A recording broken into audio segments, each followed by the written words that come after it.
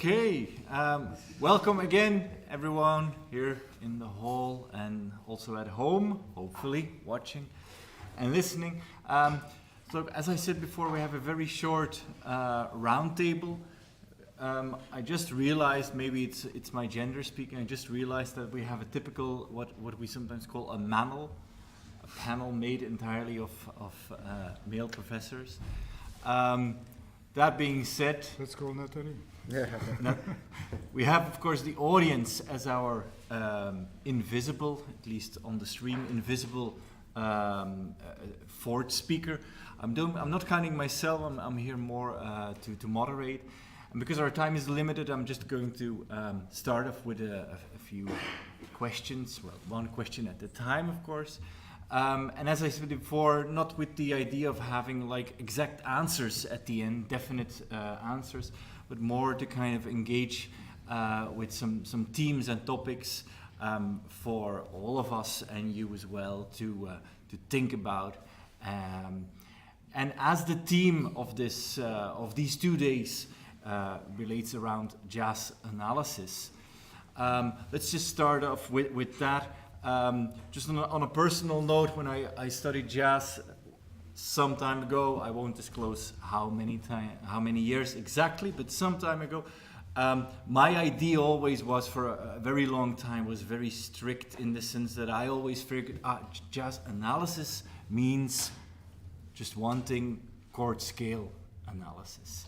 And I just wanted to ask all of you about your experiences. Have you always had a broader understanding of jazz analysis?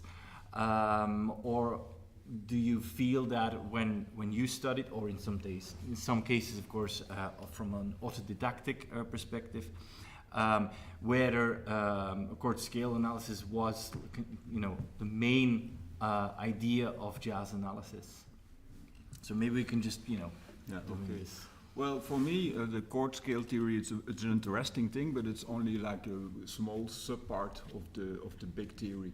It is, I think, for the jazz people, good to start with it, because it is a quick thing which is leading quite fast to kind of result. But I think the main problem with this is that it is forgetting things like tonicizing the chords, which is organizing all the passing chords. When you go to the Barry Harris things and all those things, that's a kind of thing you will miss in that thing. But I don't think that the chord scale theory is in a fight with a more general classical theory, because mostly it is presented like that. Huh? You have the chord scale theory, they say it's like this: you have the chord, you have the scale, and then you have the other side of thinking, which is thinking in the real chord tones and all the classifications of the non-chord tones. But I think they're just speaking of the same thing. The only thing when you have to watch out with this chord scale theory is that you don't limit yourself to that chord on that chord and that scale, because you will miss a lot of possibilities to rearrange and reorganize that time zone of that individual chord. Okay. Voilà, that's what I think. So Laurent, as an autodidactic, was that a theory you quickly came across, or do you have a different perspective? Yes, I agree, and I disagree on some point. I did agree first. To me, that's one of the worst things that happened to jazz education, the chord scale theory. Not that it's bad in itself, of course, but the problem is it's that most of the time became the only door of entry. And to me, that's bad because first, it's a false theory. That's not scale on one side, chords on one side, and you put scales on it. That makes absolutely no sense. And plus, that implies first that put harmony first and outside of the rest. And as I told, the melody and the sound are much more important than harmony, I think. And maybe the last thing, that it goes in the visual sense to see the music and not to hear it. Mm-hmm. And it becomes a visual thing. And you have this chord, so you have to play this. No, I can't stand that. Mm-hmm. To me, that's very bad. Let's forget that. That's 1,000 ways to get into the improvisation things.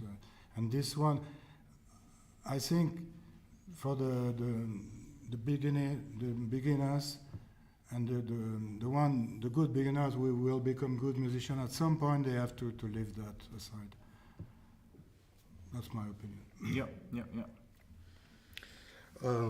Well, for me, it was discovering of these chord scales because I needed that to play the music, and I had to figure out how I'm going to use it. So I used the theory to find tools because I wanted to use it, and very soon I ended up having an issue with the word scale, because the scale is you have an order because it's the name scale, you know.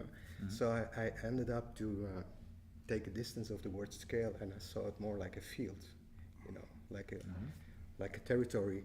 This is a territory with barriers, you know, boundaries. So, and actually with most of the theories, when analyzing things, I always try to find a way to adapt it so I could use it in writing, but also in playing as easy as possible, you know, by thinking, and just to find a way to think it and to use it as easy as possible, so you don't have to mess up with the theory around that, but reshape the theory or adapt that, so I have a better tools in hand to use it. I don't know if it's clear. Yeah, I'm immediately going to pick up on that, because one of the questions I had later, but you know, because you mentioned this thing already, revolves around the idea of connecting analysis to the practice part, and I think that's something that a lot of us, and I certainly speak in an autobiographical sense, so to speak, struggle with. And you seem to already touch up on that idea. Do you have any insights to share, or you know, personal or on a more general level? How do you go from that more theory-based, clean, academic, sometimes used as a kind of bad word, which of course, you know, I don't agree with, but and go to this stage, or in your case as well, or in many of our cases, the paper, or nowadays the computer. Yeah. Well, you know, the theory and analyzing a theory, it's very important, but more important to open up your thinking, and not specifically to understand what exactly it is, because if you understand how it works, it doesn't mean that you really can use it directly on the proper way, or you can use it as a musician. Okay, now I know how it works. It doesn't work like that. It has to get into your body to use it. So for me, that the theories, I'm very inspired by reading analysis and hearing people talking about analysis, like Laurent did also. You know, it's very interesting. But for me, it's I'm very looking forward to inspire my thinking. So it opens up the way you think is the way you sound. The way you think is the way you write also. So the theory I needed to feed my thinking, you know, to open up my spirit, to open up the possibilities, and always have this bird view over it. So, you can do this, but you also can do all of this, you know, and that's what I always look for. So the and in concrete examples, well, in my work as a composer, or as an arranger, or as a musician at the time, now I know that I knew this much about the music, but I had like an intuition of how to use it, and I used it, and sometimes it worked well, and sometimes it didn't work well, but then, you know. So I always, if I learn something new in theory, I always try to find it, try to use it immediately, try to compose around it, try to play around that, try to adapt it in my system as much as I can. And I think that's the most important thing, I think. Yeah. So in a way, embodying theory, absolutely, rather than, you know, seeing it as a kind of academic, and even though, you know, that's my approach. Yeah, exactly. You agree with that? This kind of idea of theory as a integral part of musicianship, and you have, because you mentioned that you had a couple of years, but very limited of schooling. How did you then approach this idea of, okay, we have theory and then we have performance? How do I marry these two worlds? I don't really know. I don't remember actually. Of course, you need theory, but as you say, theory is nothing in itself. Yes, that's what you say. That there's theory and that opens some door and you try something. But it depends on if we are talking about playing and performing or education, which is different. But for myself, I was self-taught, and I can say I lost a lot of time understanding something that some other people could have explained me in a few minutes. Mm-hmm. And at the end, was that really lost time? I'm not sure. Yeah. You have to spend. Yes, my first, as everybody, I transcribed records, and at some point I understood that it worked this way, so you can integrate it, and you go. Yes, I had absolutely no education, but at some point I really felt that something was missing, and I did the classical lessons of harmony, and that was the most important things I did, because that really opened other doors. Yeah. For example, a very concrete example, the inversion. When you, first I had the real book and I didn't know the figuring, so I saw C, D, E. So quickly I understood that meant C, D and everything. And the C7 meant these notes. Okay, mm-hmm. I didn't spend too much time to understand it. So what did I do? I see C something, puff, I play a C, and then I think of something else. And after 10 years, maybe I go to this classical teacher, and he said, okay, you have a 3-note chord, you have C, E, and G, and you can start from C, from E, or from G in the bass. And that was very simple, but that was a revelation, because I didn't think this way before, and I started really to use inversion in a different way. That's a small example, but I think it says a lot. And maybe I wouldn't have found it without this teacher, so I was very happy with theory at that moment. Yeah. Chris, how's your experience? Well, I think I might be the one who studied the most of theory, I guess. But I don't agree with the word theory. I don't think it exists. I really don't think so. What people, when they talk about theory, is always something which was there before the music, let's say. It was written, there was no link to the sound, no link to this. I don't believe it.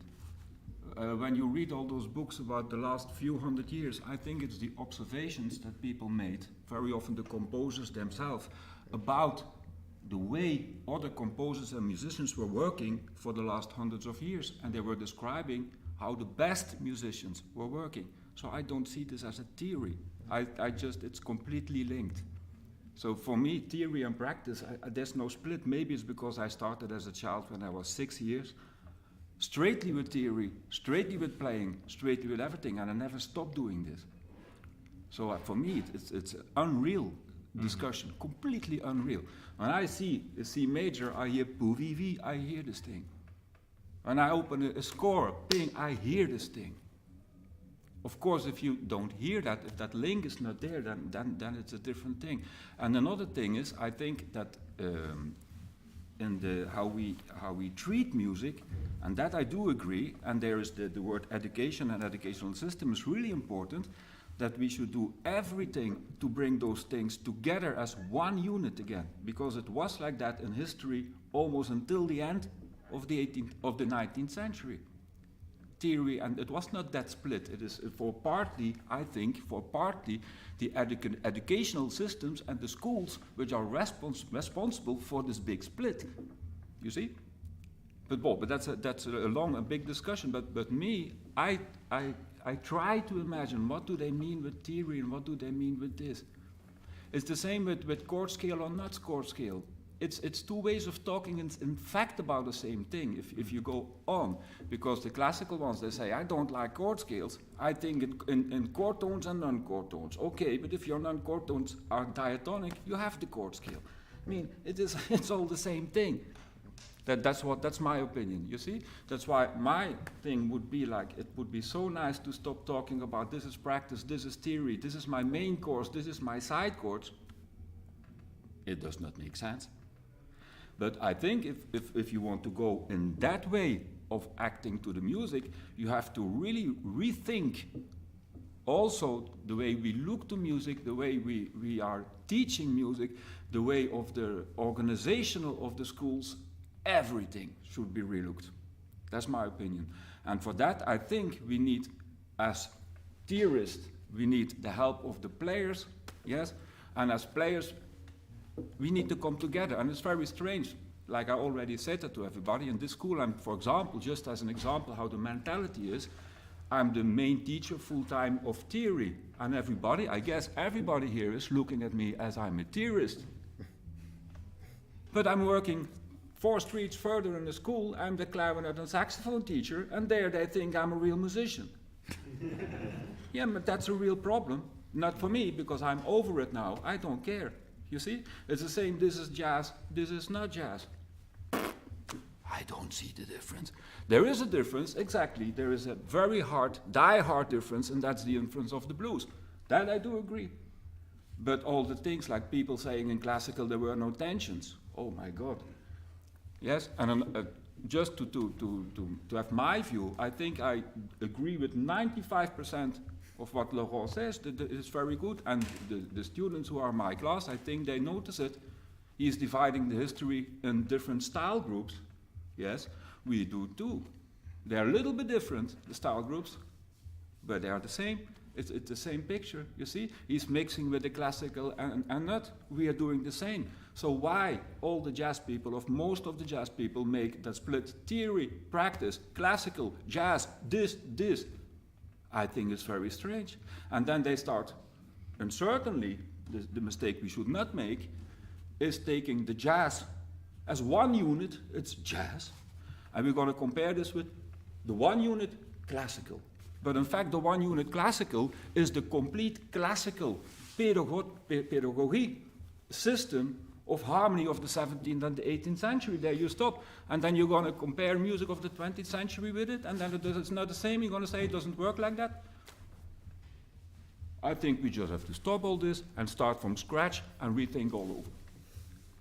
And the good news is that, just for the end, if you look to the pedagogies which are existing, almost all the pedagogies of the 20th century were splitting all the parameters. You have books of harmony, you have books of voice leading, you have book of counterpoint, you have books for this, and all. Yes?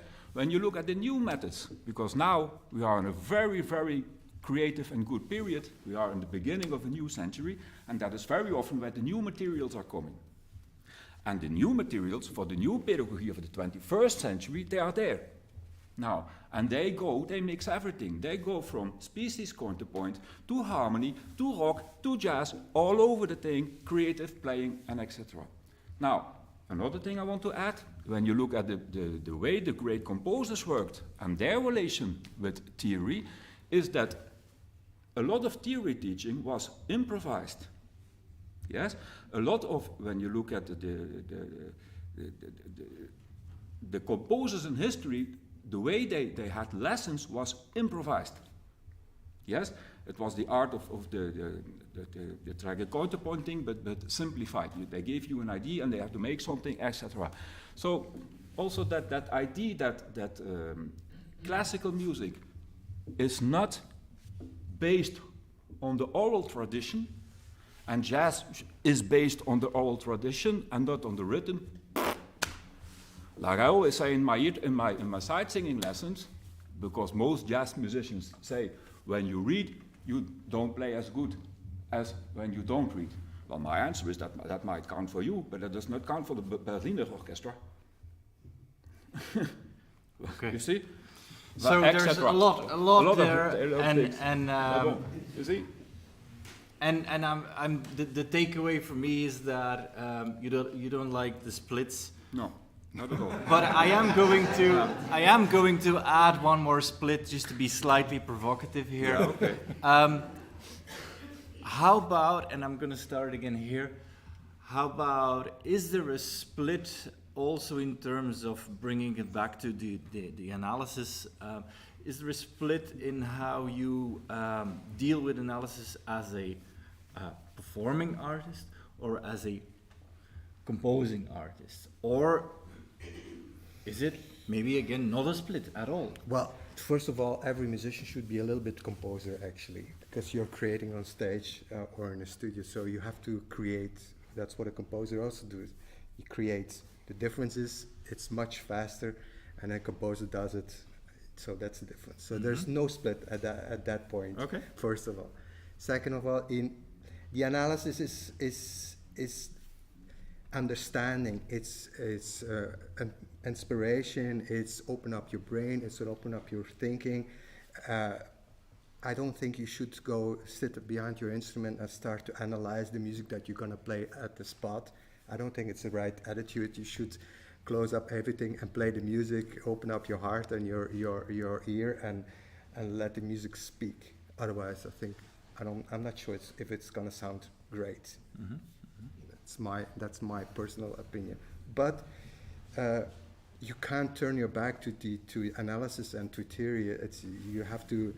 It's like a football player. If you don't understand the game, you won't be able to play the game, right? So there are some rules there are some methods, and the methods helps you to inspire you how to deal within this big word that we call music. So that's my point of view. Yeah. So no split between composer and Absolutely improviser and performer and No. okay. But that non-split was already there in history, in fact. Because what we always forget is that when we study a theoretical concept, that we study it and then we understand it and then we say yes. And then we're going to play and we're going to make our tune and we're going to compose in the hope that it will be in, but it will be not in a natural way. Yes. In history, when they study something, there is very often the concept of model composition, model improvisation. Yes? So when you learn something, whatever you learn, you should straightly take your instrument, improvise it. But improvise where you say, I have to do this. You see? Now, the mistake again that a lot of musicians do when they study something in theory, then they go and practice this and they say, oh, but this sounds like an exercise, it does not sound like art. Well, it was never meant to be sounding like art. It is a model composition, yes? And when you see in the classical theory what they describe in general as a model composition is very interesting, because they say as soon you start playing with a prefixed idea what you're going to do with a certain form, yes, even in composition, you are not in the art, you are in model composition. That means, for example, if you are a composing teacher and you say, we're going to compose a sonata, by definition, you're already in model composition. Because the real art is when whatever you learned, you put it aside, like they all say, yes? But in fact, it is a false meaning. It is not putting aside, it is getting it so deep, like he says before, that it became part of you without thinking it anymore. But to arrive at that point, you have to do a lot of model exercises. But in model exercises, you should not judge as being artistic. You should do them, throw them away. Do them, throw them away. Because the result is not that model exercise, it is to get that thing down in your unconscious thing, and then by accident, sometimes when you play free, it will be there. That's, you see, and that has to do with I think, but also the classical system, and the way it is, classical system is defined, it is like a very square, regulated thing, but in fact it is completely the contrary. It is a complete, loose, organic way of playing. It is amazing. You should read books like Ernst Troch. It was a German composer, a Jew, which was thrown out of Germany during the Second World War, and he was a composer, but he was a very special man. the way he learned to compose, he was a self-made man. Yes, like Laurent, he was also a self-made man. Just 2 seconds. We're running out of time, so I'm going to stop you there. Because I got the feeling that Laurent has a few things he may want to add or other insights relating on what we just said. About composition? Yeah, about this whether there is a split, which I think that we're all on the same page in the sense that there is split or not split. I don't know. Considering composition, yes, I don't know. What I know is, to me, that's not so important. Composition or not, from my point of view. Gil Evans was the less composer you can imagine. To me, composing something or choosing another composition to arrange it, that's different. There is a split actually, but I wouldn't say that. At some point, I feel like I need to compose something, but most of the time, I have to say I prefer to arrange some other people. When I had the Orchestre National, I was composing almost everything, but now it's over, I think. And what I said is Gil Evans was not a composer, Armstrong was not really a composer, Miles Davis was not a great composer, and Ellington and Mingus and Monk were composers, but at the end that's not so important, I think. Yeah, Bill Evans, yes, he was a composer. But the point is I have no theory of composition, jazz composition, so I couldn't make your job, because I don't really know. When I compose myself, it's starting from small ideas, and I don't have any theory of that. Okay. But I like this idea that you start from a very, I do it this way, from either one rhythm or one progression, something. So and some of them can be developed and some doesn't. And at the same that what I was saying a few minutes ago, that you don't really know why and if it will work or not. So that's always a principle of trial, and sometimes it works, and it's okay with me. I like it. Yeah. Okay, so there's another message. Trial is allowed if error is allowed. Yes, of course. And we're basically running out of time, but as I said, we're not just the 3 speakers here, we're 4 speakers. I do want to get you involved, or some of you involved. Are there any questions maybe, or further thoughts or ideas, or things where you absolutely agree or maybe not agree? We don't all need to be on the same page, otherwise it would be a really boring book, but anything from the audience in that sense? Yeah, we had a lot of thinking about theory. For me, it's like when you learn how to paint, you have like three main paint, and you learn how to mix it, so you get another paint. And it's like with theory, you learn how to do stuff, then you practice it, and then you can use it. It's work like that for me, and I think for a lot of people. Mm-hmm. So yeah.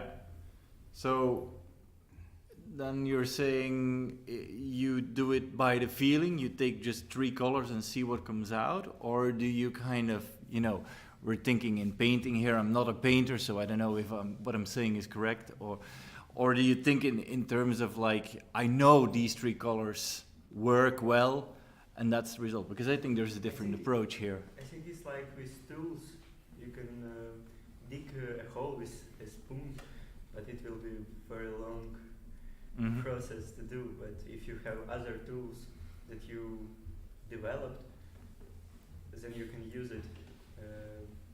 In series for that, I think. Yeah. Okay. And your neighbor also had his hand up. I'm not seeing you very well, but please. I just had like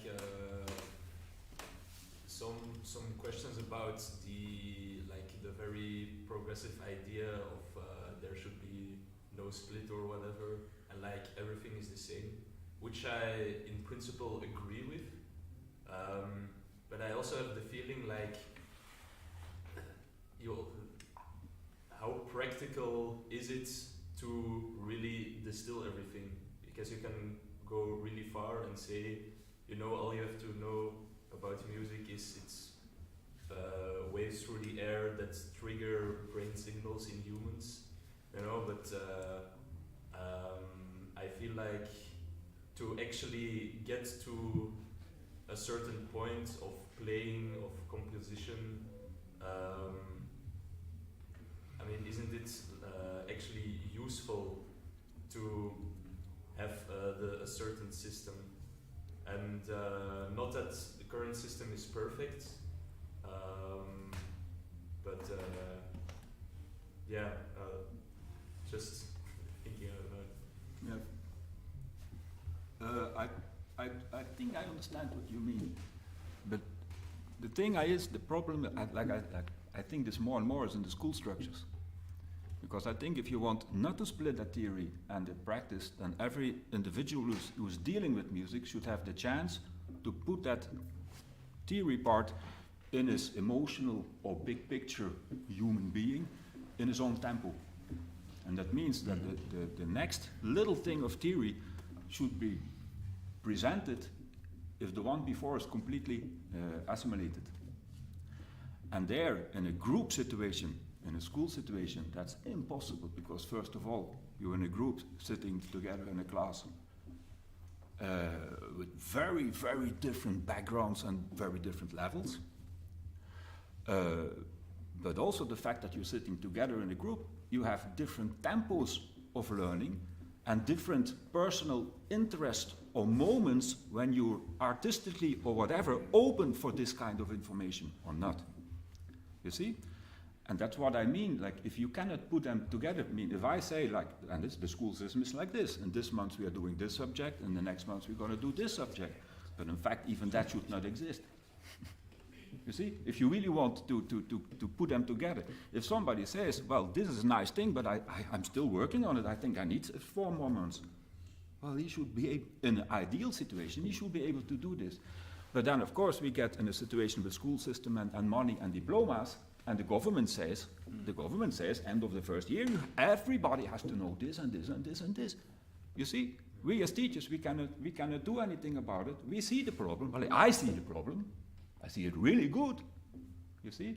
That's why we in the school here, we try to take the card. Okay, we know this. The only thing what you have to know from the theory, get the principles basically, taste them on your instrument, write them down, and take them with you after school for the rest of your life. I think that's the best option in this situation, or we should go to a completely different structure. What I think is the way where we should think. But Rafael, you want to add some thoughts? It might be a little farfelu, but still. Sorry, it may be what a little bit farfelu? Farfelu. Okay, that's a new word. It's crooked, like kind of crooked. Imagine someone. A bit strange. Okay, yeah. Okay. Would it be a nice thing to learn theory? Like, okay, by the end of the first year, you have to know about triads, inversion, like tetrad and stuff like this. And would it be cool to, at the end of each chapter, just do a concert of everyone doing model composition of everyone, so everyone gets to learn about arrangement, everyone gets to know about live performance, everyone gets to know about internalizing all this theory stuff to really get it done on stage while doing what we should be doing for the rest of our lives. Like how performance is really the goal and really how we should proceed to learn any kind of stuff, because that's the goal for everything, to have everything down in our body. So how performance is linked to everything that's theory actually make the start of. Yeah. Yeah, I think it's, I'm not yet in the school long enough, but I do feel from various people that is the general idea, and like Kurt already said, this idea of not having a split between theory and practice, and that everything is all interlinked and leads up to the ultimate thing, being a performer, being a musician. I think that's something we all agree on.